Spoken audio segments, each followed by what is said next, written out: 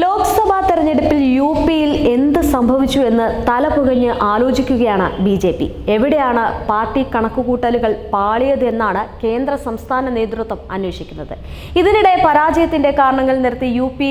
മുഖ്യമന്ത്രി യോഗി ആദിത്യനാഥിന് കത്തെഴുതിയിരിക്കുകയാണ് എൻ.ഡി.എ ഘടകകക്ഷിയായ അബ്ദനാൽ നേതാവും കേന്ദ്രമന്ത്രിയുമായ അനുപ്രിയ പട്ടേൽ. ബി.ജെ.പിയുടെ സംവരണ വിരുദ്ധ നയമാണ് തെരഞ്ഞെടുപ്പിൽ തിരിച്ചടിയായതെന്നാണ് അനുപ്രിയ ചൂണ്ടിക്കാട്ടുന്നത്.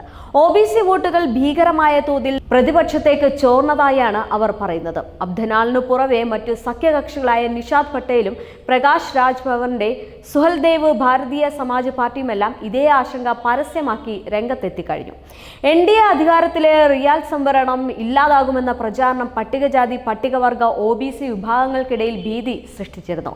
പ്രതിപക്ഷ സഖ്യമായ ഇന്ത്യ മുന്നണിക്ക് വോട്ട് ചെയ്യാൻ അവരെ പ്രേരിപ്പിച്ചതിൽ പ്രധാന ഘടകം അതുതന്നെയാണെന്നാണ് അനുപ്രിയ പട്ടേൽ യോഗിക്ക് എഴുതിയ കത്തിൽ ചൂണ്ടിക്കാണിക്കുന്നത്.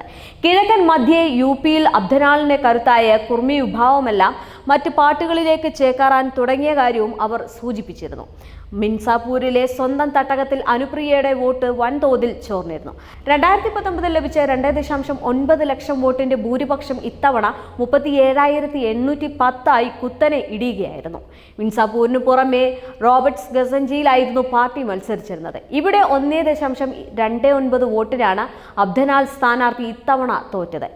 ഇതിനു പുറമെ നിഷാദ് പാർട്ടി നേതാവ് സഞ്ജയ് നിഷാദിന്റെ മകൻ പ്രവീൺ സന്ത് ഖബീർ നഗറിലും SBSPCയുടെ രാജ് ഭവറിന്റെ മകൻ അരവിന്ദ് ഘോസിയും തോറ്റിരുന്നു.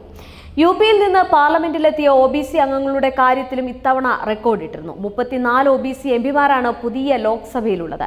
ഇതിൽ 21 പേരും പ്രതിപക്ഷ പാർട്ടികളിൽ നിന്നാണെന്നാണ് മറ്റൊരു പ്രധാനപ്പെട്ട കാര്യം. യാദവന്മാർ കഴിഞ്ഞാൽ ഏറ്റവും വലിയ ഒ.ബി.സി വിഭാഗമായ കുർമകളിൽ നിന്ന് 7 പേരാണ് പ്രതിപക്ഷ നിരയിൽ വിജയിച്ചത്.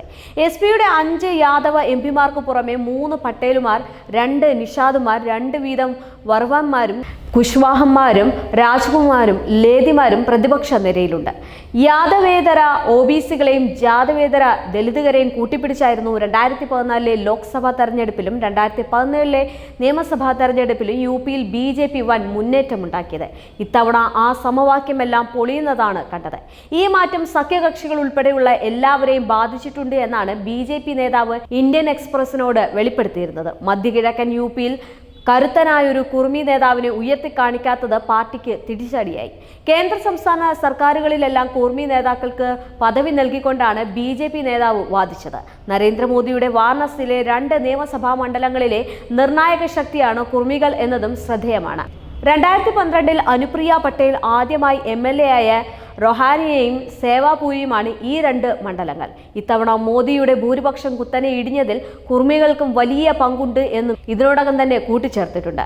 70% ഒ.ബി.സി കുർമി വോട്ടുകൾ SP കോൺഗ്രസിന് സഖ്യത്തിലേക്ക് മറിഞ്ഞിട്ടുണ്ട് എന്നാണ് ബി.ജെ.പിയുടെ വിലയിരുത്തൽ. ബുന്ദേൽഖണ്ഡ് മേഖലയിലും മധ്യയിലും യു.പിയിലും ഒ.ബി.സി ശാക്യ വോട്ടർമാർ ബി.ജെ.പിയെ പിന്തുണച്ചിരുന്നില്ല. ഇതിനു പുറമെ ഒ.ബി.സിയിൽപ്പെട്ട മൗര്യ സൈനി വിഭാഗങ്ങളിലെ വലിയ ശതമാനം വോട്ടുകളും പ്രതിപക്ഷത്തേക്ക് ചോർന്നു എന്നും ഇന്ത്യ സഖ്യം ഉയർത്തിക്കാണിച്ച ഭരണഘടനാ സംരക്ഷണ മുദ്രാവാക്യമാണ് ഒ.ബി.സി വോട്ടർമാരെ വീഴ്ത്തിയതെന്നുമാണ് ബി.ജെ.പിയുടെ വിലയിരുത്തൽ.